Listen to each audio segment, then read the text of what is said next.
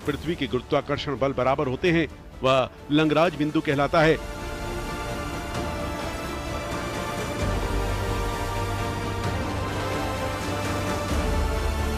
लंगराज बिंदु पर सूर्य और पृथ्वी के गुरुत्वाकर्षण बल समान रूप से लगने से दोनों का प्रभाव बराबर हो जाता है।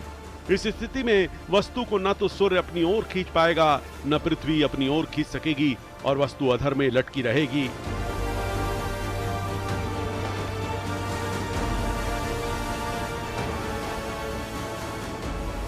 लंगराज बिंदु को L1, L2, L3, L4 और L5 से निरूपित किया जाएगा। इसरो धरती से 800 किलोमीटर ऊपर L1 लंगराज बिंदु के आसपास आदित्य L1 को स्थापित करना चाहता है।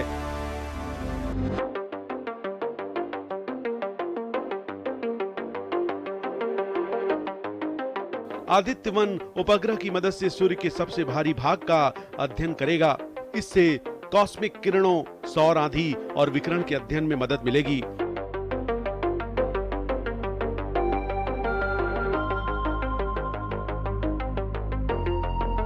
अभी तक वैज्ञानिक सूर्य के कोरोना का अध्ययन केवल सूर्य ग्रहण के समय में ही कर पाते थे।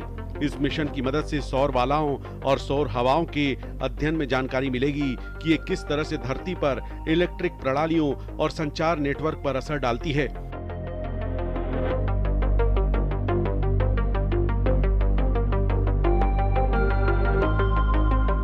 इससे सूर्य के कोरोना से धरती के भूचुंबकीय क्षेत्र में होने वाले बदलावों के बारे में घटनाओं को समझा जा सकेगा।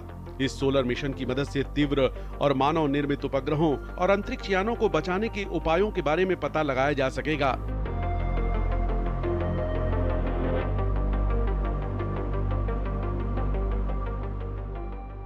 यूरोपीय अंतरिक्ष एजेंसी के अनुसार वह इसरो के अगले इंटरप्लेनेटरी मिशन सौर मिशन आदित्य L1 के लिए ट्रैकिंग सहायता प्रदान करेगी।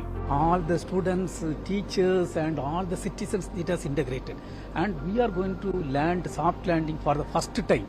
We are going to soft land and I am confident we will succeed. Surely it will be a great excitement for the entire country and it will be making India as a proud nation. Immediately we are going for Gaganyaan program after this and for that lot of developments are taking place and the testings are going on and that is our immediate plan. And in fact we are also going for Aditya L1 mission in August, that is also planned.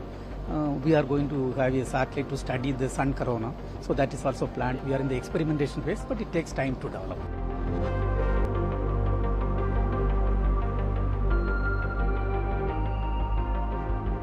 Aditya L1 का नाम हिंदू सूर्य देवता और अंतरिक्ष यान के भविष्य के घर के नाम पर रखा गया है।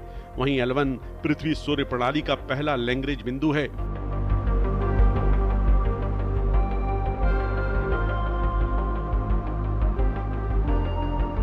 ESA ने कहा कि यह कई गुणों का अध्ययन करेगा, जैसे कि कोरोनल मास, इंजेक्शन की गतिशीलता और उत्पत्ति। इसरो भविष्य में सौर लपटों से अपने उपग्रहों की रक्षा कर सकेगा। आदित्य 1 देश का पहला सौर कोरोनोग्राफ उपग्रह है।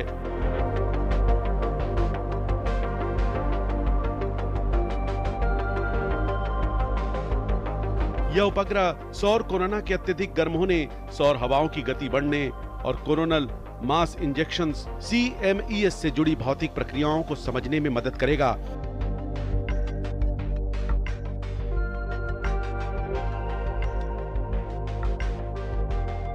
यह उपग्रह सौर लपटों के कारण धरती के मौसम पर पड़ने वाले प्रभावों और इलेक्ट्रॉनिक संचार में पड़ने वाली बाधाओं का भी अध्ययन करेगा।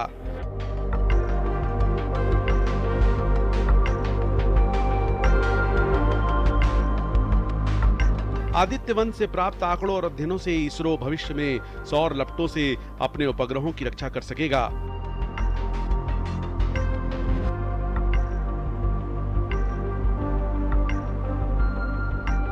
इसरो ने इसके लिए कुछ उपकरणों का चयन भी किया है जो आदित्य 1 के पेलोड होंगे।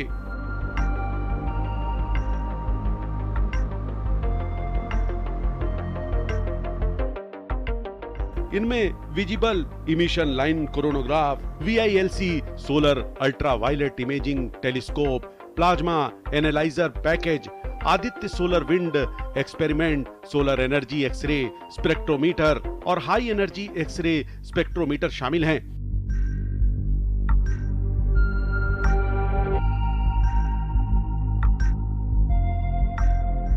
सूर्य के बारे में अभी हमारी जानकारियां आधी अधूरी हैं। सूर्य के बारे में बहुत कुछ जानना बाकी है।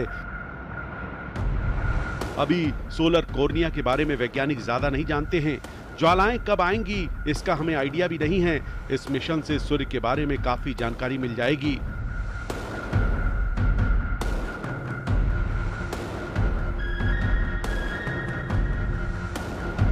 आदित्य सूर्य के कोरोना की गर्मी और उससे होने वाले उत्सर्जन के रहस्य को भी सुलझाने में मदद करेगा।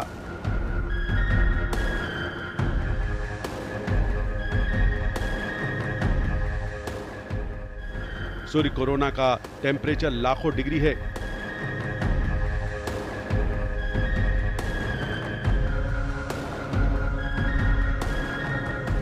पृथ्वी से कोरोना सिर्फ पूर्ण सूर्य ग्रहण के दौरान ही दिखाई देता है। यह भारतीय वैज्ञानिकों की इस तरह की पहली कोशिश होगी।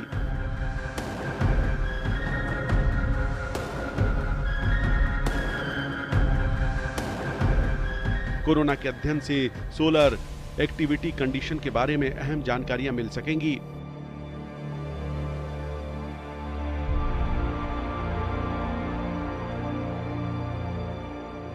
इसरो के इस सन मिशन से सूर्य की सतह और सूर्य के आसपास हो रही गतिविधियों और सौर विस्फोटकों के बारे में जान सकेंगे।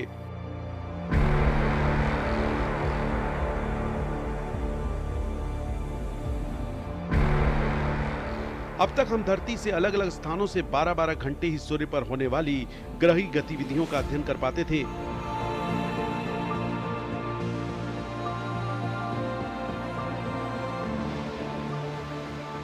अब आदित्य L1 को अंतरिक्ष में ऐसी जगह स्थापित किया जाएगा जहां से सूर्य पर होने वाली घटनाओं पर 24 घंटे अध्ययन किया जा सकेगा।